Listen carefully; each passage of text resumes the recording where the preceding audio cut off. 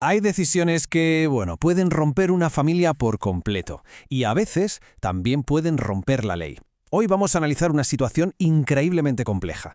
¿Qué ocurre cuando, para proteger a un menor, un padre o una madre se convierte en un secuestrador a los ojos de la justicia? Vamos a meternos de lleno en esto.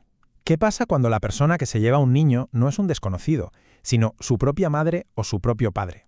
Es una pregunta que, de repente, borra las líneas que separan lo que es protección de lo que es un delito. Para poder entender este conflicto, lo primero es aclarar de qué estamos hablando exactamente, porque ojo, esto no es el típico secuestro que vemos en las películas, es algo mucho más íntimo y precisamente por eso, mucho más complicado. A ver, en términos legales, esto se llama secuestro parental o sustracción de menores. Ocurre cuando un progenitor se lleva, retiene u oculta a su hijo incumpliendo los acuerdos de custodia. Pero más allá de lo legal, lo que se está violando es el derecho fundamental del niño a tener una vida familiar estable. Y aquí se ve la diferencia, que es abismal. En un secuestro normal, por así decirlo, la motivación suele ser la pasta, el dinero, y el autor es un desconocido. El daño es físico, es la pérdida de libertad. En cambio, en el secuestro parental, todo nace de las disputas por la custodia. El autor es el propio padre o la madre, y el daño más gordo es invisible, el trauma emocional, la llamada alienación parental. Y esto nos lleva directos al meollo del problema en Ecuador, donde el sistema legal tiene un punto ciego, una vulnerabilidad bastante crítica. Es que el Código Legal ecuatoriano tiene un vacío muy peligroso. Simplemente no existe un procedimiento específico y claro para estos casos, no hay un protocolo estándar, lo que deja un margen enorme a la incertidumbre. Y las consecuencias de este vacío, pues son graves. Te encuentras con una inconsistencia judicial tremenda, o sea, casos idénticos con sentencias totalmente opuestas. Se producen retrasos críticos que perjudican directamente a los niños. Para las familias, el resultado es una lotería. Y todo esto no solo daña el desarrollo del menor, sino que acaba minando la confianza en el propio sistema de justicia. Y fíjate, esta cita de un estudio de 2017 lo clava. Al no haber un procedimiento claro, todo queda a discreción del juez, vulnerando así el interés superior del niño. O sea que el principio más básico de protección infantil se queda en el aire.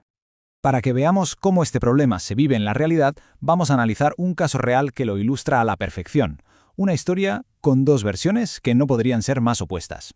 Por un lado, tenemos la versión de la madre. Adela MS denuncia que el padre, Félix AJ, está reteniendo ilegalmente a su hijo. Dice que ella tuvo que irse de casa por problemas con él. Pero, por otro lado, el padre cuenta una historia completamente diferente. Afirma que la madre era negligente y que él y los abuelos paternos han sido los que han cuidado del niño desde que nació, dándole además atención médica constante.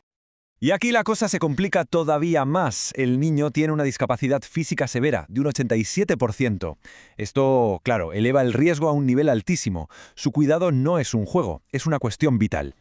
Y hay otro factor más en la ecuación. La madre recibía una ayuda del Estado, $240 al mes, por el cuidado de su hijo. Un detalle que, bueno, añade una posible motivación económica a todo este lío. Con dos relatos tan contradictorios y un niño tan vulnerable en medio, el juez tomó la que seguramente fue la decisión más sensata. En lugar de precipitarse, ordenó una investigación formal por parte del equipo técnico del juzgado. Había que averiguar qué estaba pasando de verdad. Y lo que descubrió esa investigación no solo cambió por completo el rumbo del caso, sino que puso el foco sobre un principio legal que está por encima de todo lo demás. Pues resulta que la investigación le dio la razón al padre. Se confirmó que eran los abuelos paternos quienes se ocupaban de los cuidados principales. Y además se concluyó que el lugar donde vivía la madre no era un entorno adecuado para el niño. Aquí es donde entra en juego el famoso interés superior del niño.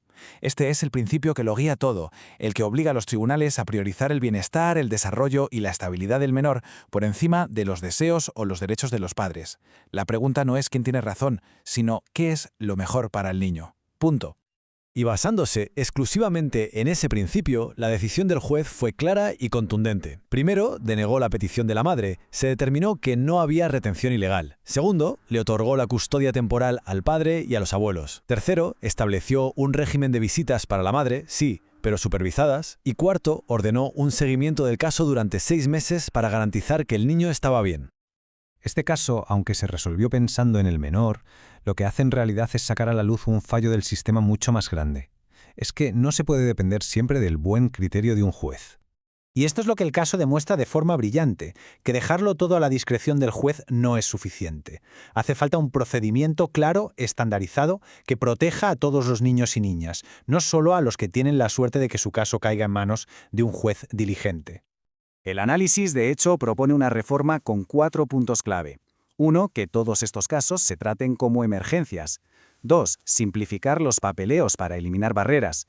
3. Plazos súper rápidos, 48 horas para admitir la demanda y 10 días para la audiencia. Y 4. Una resolución firme basada en pruebas que siempre proteja el interés superior del menor. Al final, todo este análisis nos deja con una pregunta que va más allá de los juzgados y las leyes. En un conflicto familiar, en medio del cruce de acusaciones y de las disputas, ¿la voz de quién debería sonar más fuerte que todas las demás?